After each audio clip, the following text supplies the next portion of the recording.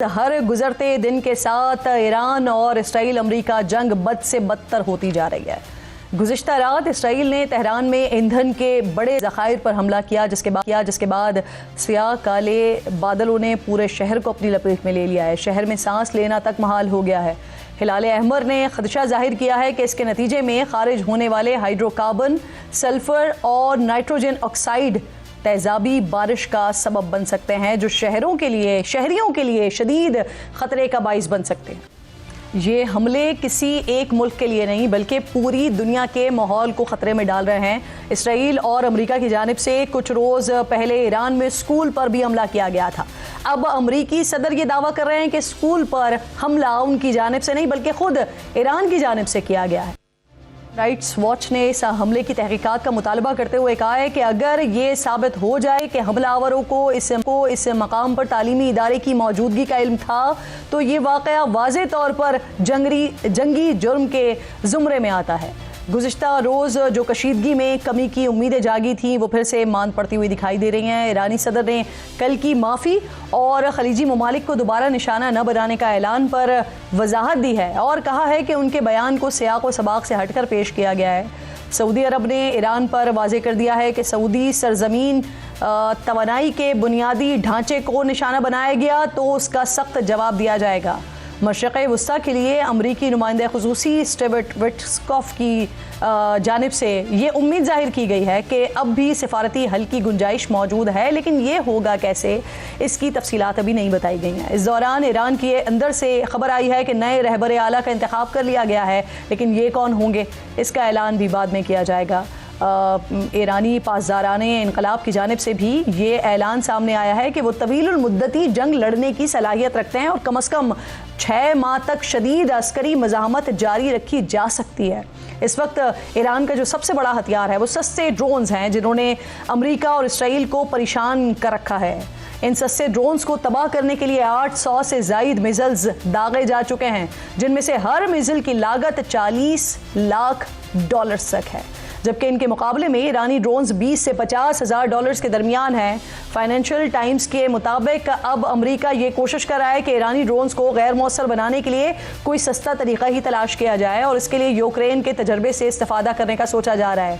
Ukraine ने हालिया जंग में ऐसे ड्रोन बनाए थे जो रूसी ड्रोन्स के खिलाफ इंतहाई मौसर साबित हुए थे, लेकिन यूक्रेन के पास ये वसी तादाद में दस्तियाब नहीं है, जिसके बाद यूक्रेन से कहा गया है कि वो अपने माहिरीन पेंटागन भेजे ताकि अमेरिका को कम लागत वाले ड्रोन्स बनाने का तरीका सिखाया जा सके। हाल ही में अमेरिका ने एक नया ड्रोन ल्यूकस ये भी लॉन्च किया है, जिसकी कीमत कम अज़ कम $45,000 हो सकती है।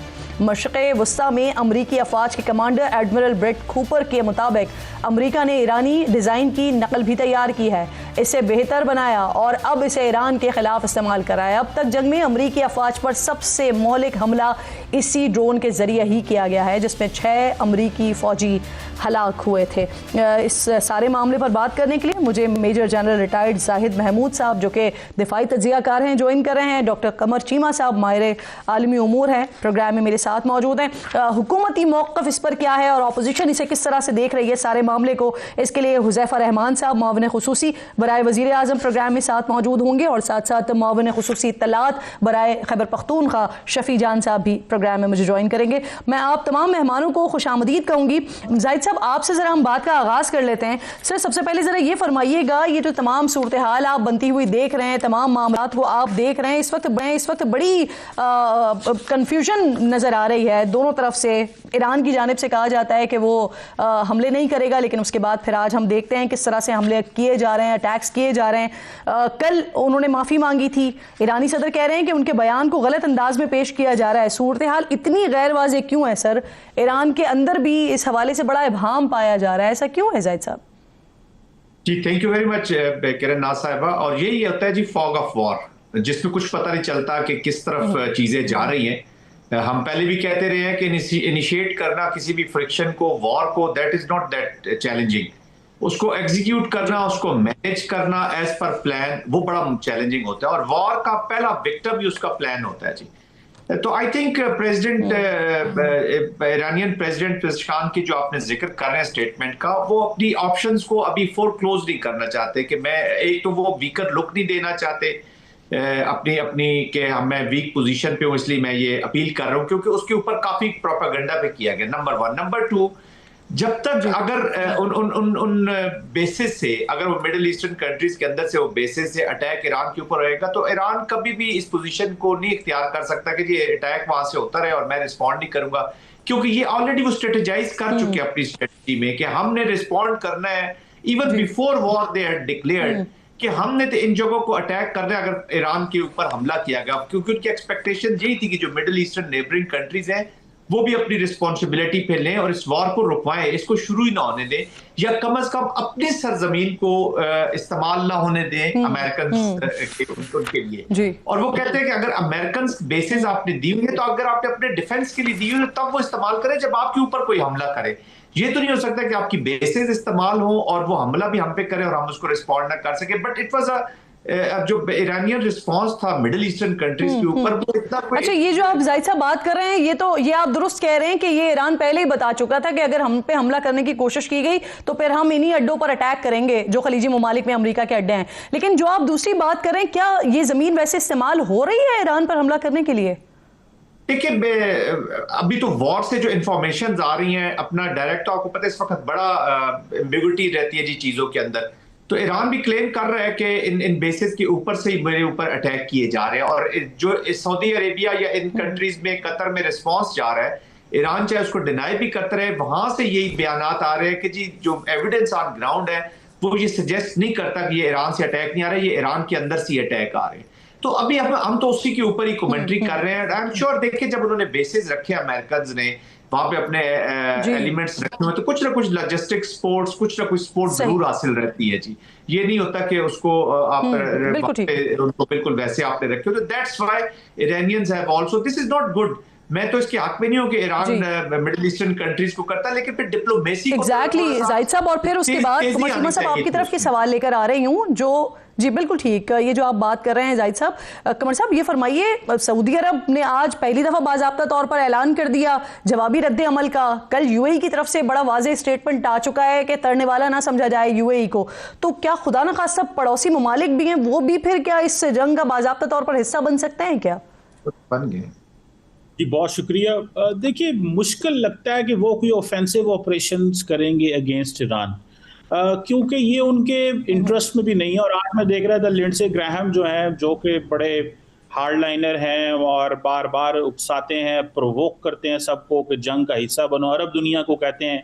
लेकिन जीसीसी ममालिक को पता है कि इसकी क्या कॉस्ट है। अभी तो देखें, उनके पास अच्छे डिफेंस सिस्टम्स मौजूद हैं, वो बहुत सारी जो मिसाइल्स आते हैं, ड्रोन्स आते हैं, उसको रोक लेते हैं। लेकिन अगर उन्होंने खुद भी इसका हिस्सा बने तो फिर जारी बात है, फिर कैलकुलेशन बदल जाएगी। फिर वो डायरेक्ट जो हमले हैं उनके सिविलियन इंफ्रास्ट्रक्चर पे हो सकते हैं। जैसे कल ईरान के डिसैलिनेशन प्लांट पे जब हमला किया गया, तो आज पता चला कि बहरीन के एक ऐसे वाटर प्लांट पे हमला कर दिया गया है। तो मेरा ख्याल है कि जो राइट विंग कंजर्वेटिव वॉरमॉन्गरर जैसे लिंडसे ग्राहम है, वो तो चाहेंगे कि अरब ममालिक जो है वो ईरान के साथ लड़ें। लेकिन आपको पता याद होना चाहिए कि सऊदी अरब ने एक रिप्रोचमेंट किया था ईरान के साथ, जिसमें चाइना जो है उसने रोल प्ले किया था। तो वो इसलिए नहीं किया था कि वो कभी दोबारा जो है वो जंग करेंगे। सऊदी अरब इन चीज़ों को समझता है कि ये जंग हमारी नहीं है और हमें इस जंग में इन्वॉल्व किया जा सकता है। और बाकी तमाम ममालिक, आप देखें ना, 1400 से ज़्यादा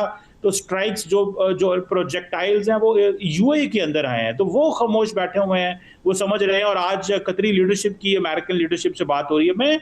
मैं बड़ा एक इंपॉर्टेंट पर्टिनेंट पॉइंट उठाना चाहता हूं। जब लास्ट टाइम ट्रंप साहब आए थे मिडल ईस्ट में, ये तमाम जो खासतौर पे कतर, यूएई, सऊदी अरब गए थे, तो तकरीबन $1.5 ट्रिलियन से ज्यादा की, तकरीबन 1.5 से 2 ट्रिलियन इन्वेस्टमेंट लेके गए थे जी, बातें की थी। इतनी बड़ी इन्वेस्टमेंट हो अमेरिका के अंदर, तो तब भी अरब ममालिक जो है वो अमेरिका को कन्विंस नहीं कर सकते कि इस जंग को बंद किया जाए। तो फिर क्या, किस चीज की लिवरेज होगी? अक्सर हमें कहा जाता है, हमारी फॉरेन पॉलिसी के बारे में कहा जाता है।